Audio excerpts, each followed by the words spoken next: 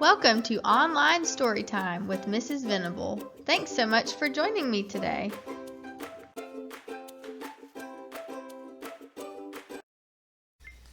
Hi everyone! Welcome back to week 3 of Online Storytime with me, Miss Venable. I hope all my MOPS cubs are safe and well at home. I've been watching Google Classroom and I've seen firsthand how awesome you guys are doing getting involved with online learning, and I'm so proud of you. Great job! Similar to the last 2 weeks, this video is being produced with permission from Scholastic, and we want to thank them so much for allowing their books to be read aloud online during this time.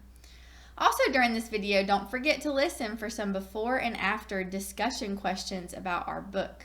Feel free to pause the video after each question and think about the answers or talk about them with a family member. I've also included the questions in the description box at the bottom of our video. Today we're going to be reading a story called Come On, Rain. It was written by Karen Hesse and the pictures are by John J. Muth. This book is all about a little girl named Tessie, and all Tessie wants is for it to rain so she can go outside and play with her friends. I bet most of you have played outside in the rain before, and so you can relate to Tessie. I can't wait to share it with you. But before we read our book this week, I want to share some awesome work that I received from our students after last week's Storytime extension activity. Great job to all of the students who submitted an extension activity for me. Last week, our story was The Very Impatient Caterpillar by Ross Bierach, and it was all about a caterpillar who was having a very hard time being patient while he waited for the change of becoming a butterfly.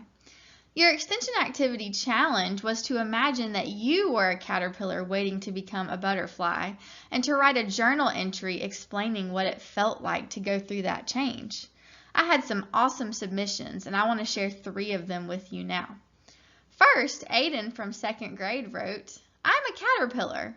My name is Sam I Want to Be a Butterfly McMurphy, but my friends call me Sam. I'm going to go through a metamorphosis. I'm going to turn into a butterfly. I have to build myself a chrysalis. I have to wait for 2 whole weeks. When I'm done waiting, I'll come out of my chrysalis as a beautiful butterfly. Then I'll get to migrate and move far away with the other butterflies. Then my name will be Sam I Am a Beautiful Butterfly McMurphy, but my friends will still call me Sam. Great job, Aiden. Next, I had a submission from Kaylee in kindergarten. Kaylee wrote, Day 1. I'm growing tired today. It must almost be time for my metamorphosis. I think I'll have a few more snacks before I go to sleep. Day 2. It is time to start building my chrysalis. I cannot wait to see what my wings will look like. Day 3. I have finished building my cocoon. Now I just have to wait to become a beautiful butterfly. Day 7. Wow, that was a long nap. I feel all gooey, but I cannot see. It is so dark in here. Only a few more days left. Day 14. Today's the day! I feel strong enough to break free. As my wings unfold and are caressed by the warm sun, I can see beautiful black and yellow colors. Day 15. After regaining my strength from breaking free of my chrysalis, it's time for me to migrate to a new home. Wow, Kaylee, wonderful job. Last, I have a submission from Olivia in kindergarten. Olivia wrote, My name is Olivia the Caterpillar. I am so excited to be a butterfly so I can fly high in the sky. I'm going to metamorphosize into a butterfly. I built a chrysalis to go inside of it to wait for 2 weeks. Then I turned into the most beautiful butterfly in the world. Last, I decided to migrate to the beach. The end. Great job, Olivia. So I loved these submissions in particular because they used our vocabulary words, metamorphosis, and chrysalis, and migrate. They also included wonderful illustrations, and the students really used their imaginations to show what it would be like to go through the change. So wonderful job to all of these students. I have some questions for you to think about before we begin reading our book. Remember, you can pause the video after each of these questions to think about your answers, or you can discuss them with a family member. First, what is your favorite type of weather? Why? Have you ever played in the rain before? Tell about a time you played in the rain. Come on, rain. by Karen Hesse. Pictures by John J. Muth. Come on, rain, I say, squinting into the endless heat.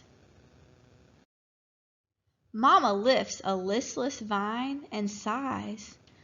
3 weeks and not a drop, she says, sagging over her parched plants. The sound of a heavy truck rumbles past. Uneasy, Mama looks over to me. Is that thunder, Tessie? She asks. Mama hates thunder. I climb up the steps for a better look. It's just a truck, Mama, I say. I am sizzling like a hot potato. I ask Mama, may I put on my bathing suit? Absolutely not, Mama says, frowning under her straw hat. You'll burn all day out in the sun. Up and down the block, cats pant. Heat wavers off tar patches in the broiling alleyway. Miss Grace and Miss Vera bend, tending beds of drooping lupins. Not a sign of my friends Liz or Rosemary, not a peep from my pal Jackie Joyce. I stare out over rooftops, past chimneys into the way off distance. And that's when I see it coming. Clouds rolling in, gray clouds bunched and bulging under a purple sky. A creeper of hope circles round my bones. Come on, rain, I whisper. Quietly, while Mama weaves, I cross the crackling dry path past Miss Glick's window. Glancing inside as I hurry by, Miss Glick's needle sticks on her phonograph, playing the same notes over and over in the dim, stuffy cave of her room. The smell of hot tar and garbage bullies the air as I climb the steps to Jackie Joyce's porch. Jackie Joyce, I breathe, pressing my nose against her screen. Jackie Joyce comes to the door. Her long legs, like 2 brown string beans, sprout from her shorts. It's going to rain, I whisper. Put on your suit and come straight over. Slick with sweat, I run back home and slip up the steps past Mama. She is nearly senseless in the sizzling heat, kneeling over the hot rump of a melon. In the kitchen, I pour iced tea to the top of a tall glass. I aim a spoonful of sugar into my mouth and then a second into the drink. Got you some tea, Mama, I say, pulling her inside the house. Mama sinks onto a kitchen chair and sweeps off her hat. Sweat trickles down her neck and wets the front of her dress and under her arms. Mama presses the ice-chilled glass against her skin. Aren't you something, Tessie? She says. I nod smartly. Rain's coming, Mama, I say. Mama turns to the window and sniffs. It's about time, she murmurs. Jackie Joyce in her bathing suit knocks at the door and I let her in. Jackie Joyce has her suit on, Mama, I say. May I wear mine too? I hold my breath, waiting. A breeze blows the thin curtains into the kitchen and then sucks them back against the screen again.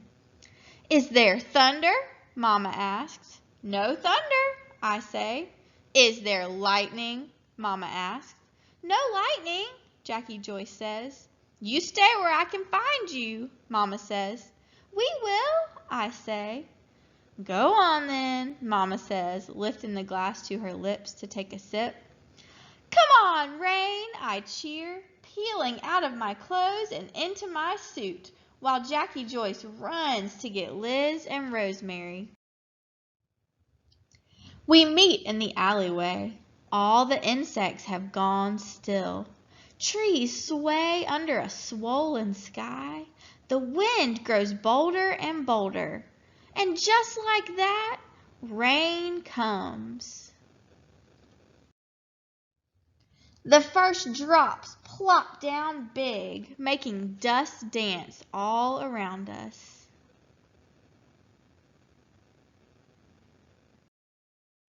Then a deeper gray descends, and the air cools, and the clouds burst, and suddenly rain is everywhere. Come on, rain, we shout. It streams through our hair and down our backs. It freckles our feet, glazes our toes. We turn in circles, glistening in our rain skin, our mouths wide. We gulp down rain. Jackie Joyce chases Rosemary, who chases Liz, who chases me. Wet, slicking our arms and legs, we splash up the block, squealing and whooping in the streaming rain. We make such a racket, Miss Gligg rushes out on her porch. Miss Grace and Miss Vera come next, and then comes Mama. They run from their kitchens and skid to a stop. Leaning over their rails, they turn to each other. A smile spreads from porch to porch, and with a wordless nod, first one, then all. Fling off their shoes, skim off their hose, tossing streamers of stockings over their shoulders, our bare-legged mamas dance down the steps and join us in the fresh, clean rain, while the music from Ms. Glick's phonograph shimmies and sparkles and streaks like night lightning. Jackie Joyce, Liz, Rosemary, and I, we grab the hands of our mamas, we twirl and sway them, tromping through puddles, romping and reeling in the moisty green air. We swing our wet and wild-haired mamas till we're all laughing under trinkets of silver rain. I hug Mama hard, and she hugs me back. The rain has made us new. As the clouds move off, I trace the drips on Mama's face. Everywhere, everyone, everything is misty limbs springing back to life. We sure did get a soaking, Mama, I say, and we head home, purely soothed, fresh as dew, turning toward the sweet rays of the sun. Now that we've read our story, let's talk about a couple of after-reading questions. In the beginning of this story, our main character, Tessie, really wants to put on her bathing suit and go outside to play with her friends in the rain. At first, her mama tells her no. How does Tessie persuade her mama to change her mind? Next, look back at this sentence from the book. We twirl and sway with them, tromping through puddles. You may have never seen that word tromping before. What do you think the word tromping means in this sentence? What clues helped you understand the meaning of the word? Last, the author of this book uses a technique in her writing called alliteration. When you write an alliteration, that means you write using words that begin with the same sound near one another. Which words in these sentences from the book begin with the same sounds? Mama lifts a listless vine and sighs. Not a peep from my pal, Jackie Joyce. Gray clouds bunched and bulging under a purple sky. Why do you think the author chose to write using these alliterations? I have a new extension activity challenge for you all to try at home this week. In this book, the author writes using something called similes. When you write a simile, that means you compare two things using the words like or as. Here are a couple examples from our book. Tessie says, I am sizzling like a hot potato. So she's describing how hot she is by comparing herself to a hot potato. Tessie also describes her friend Jackie Joyce by saying, Her long legs, like two brown string beans, sprout from her shorts. In this sentence, Tessie is describing how skinny and long her friend's legs are by comparing them to some string beans. I want to challenge you this week to go play outside, just like Jackie Joyce and Tessie and their friends played outside. And I want you to write about your fun day playing outside using as many similes as you can. So I wrote an example here for you to think about. You might write, "It was as hot as the surface of the sun outside today. I ran as fast as lightning when I chased my sister. I drank a glass of lemonade when we came inside that was as cold as the North Pole. I smiled like a kid at a carnival because I had such a fun day." So in my example, I've written some comparisons.